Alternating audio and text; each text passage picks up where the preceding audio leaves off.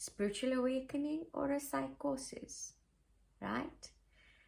Yes, a spiritual awakening feels like a permanent psychosis, a nightmare that we simply cannot wake up from, right?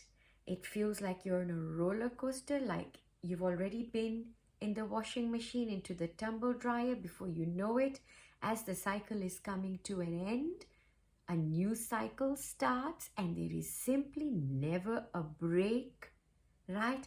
You find yourself morphing into somebody that is quite different to who you've always known yourself to be. You might have been somebody really docile, really pleasant to be around, somebody who never loses their temper, right? Bang, you're hit by a spiritual awakening, and suddenly it's like something inside you has been unleashed. A demon or a saint or an angel, who knows what it is that has been unleashed, and why is it that sometimes we feel we're becoming worse as people than better people, right? Or people with fuller lives when we are going through a spiritual awakening, right? A spiritual awakening removes all the gunk, right? So everything that had been suppressing your authentic expression starts to clear away. Now, before you're able to set the scene and you know that this is where I'm going to say, and this is how I'm going to say it, this is how I'm going to be lovingly assertive, right now you're like a caged animal that didn't realize that they were in a cage, and all you want and all you can see is, oh my God, I have broken out, I am free. And in this moment, there is absolutely nothing that is pinning you down. There is no control. There is absolutely no care in the world, because all you're seeing is wow, right? Now, in that, the irrational self is the one that is surfacing. Now, this is the one that's been in hiding all this time.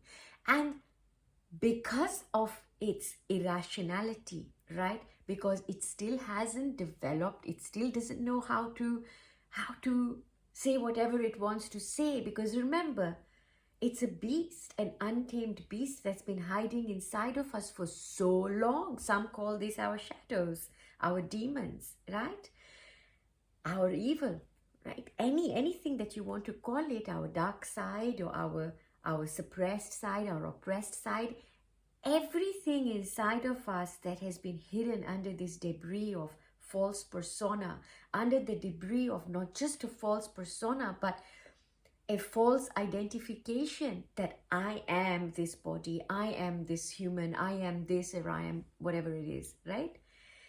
Now, this is unleashed out there. Now, not only is it unleashed, but remember, your spiritual awakening gives you grit, gives you forbearance, gives you levity, right? So you have something to lean back on. In between, right? When the Pandora's box opens, there is nothing to hold on. You just burst out. Now, all you can see and all you can think of is, hey, what about me? I want to be honest. I want to be integrous. I want to be authentic, right? And this is the way I am. This is just the way I am. And now this is when you're now learning to first, everything is released. This irrational self comes out. Great. The beast is out, right? Gradually, you will learn how to not tame the beast, but go underneath it and to understand what was the root of that beast. Why did we have that inside of us? Okay, so there's been so much oppression, so much suppression. And remember, you're not talking about just this lifetime that you know right now. You're talking about a series of lifetimes, right? A series of use across different time, space, dimensions that have been there or that are there in parallel universes, right? You're talking about working through millennia. You're talking about working through from whenever, okay? And the awakening itself brings this uprising. And there is no turning back. There is absolutely no turning back, because you'll find that every time you then shy away, you're trying to tame this beast and think, oh, actually, I should have known better, because there'll be so many ways that the old persona or the old personality or the one that you were holding on to before will pop up. Because you might find that you're friendless, homeless, everything less, you don't have anything, right? And that the more you're coming into yourself, people don't like you, your old friends are not there, you don't have anyone to hold on to, there's no one to see you, there's no one to hear you, there's absolutely nothing. It's a pretty darn scary place to be in, right? And so at this point, you might feel, okay, maybe not say all of this, maybe I will hold on to this, and maybe I will wait until everyone ticks these boxes and then I will unleash myself, right?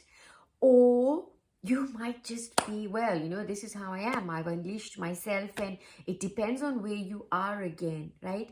Now, when you're ready, you're the warrior, the spiritual warrior in you is out there, and the saint warrior.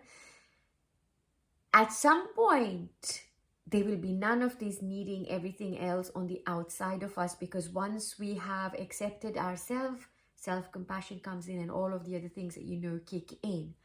But in a way, it can take you almost through to your integration of the spiritual awakening process to actually coming to a place where you're not throwing tantrums, or where you're not sort of really passionate about something and say, well, no, that's just a no. And this, friends, is going to come with time, with experience, as you become more and more comfortable in who you are and everything. You integrate your awakening, you get into terms with what's happening. Yes, don't forget, there will be days when you're overwhelmed for no reason, right?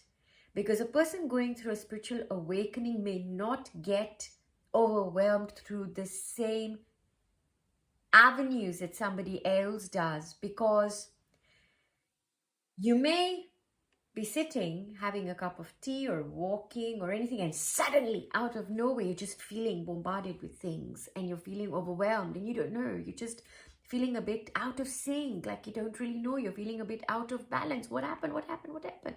And similarly, you might want to jump with joy and start dancing on the street and just be really, really happy, which is something that happened to me a few years ago.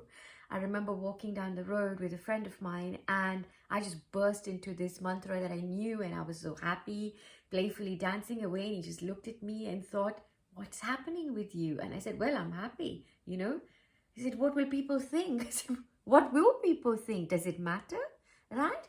All I am thinking and concerned about right now, as long as I'm not hurting anybody, is how true I'm being to myself right now. And folks, stay tuned for second part. Step into your authenticity. It may take a little bit of fine-tuning, but you are already there, more than you think. Lots of love. Stay tuned.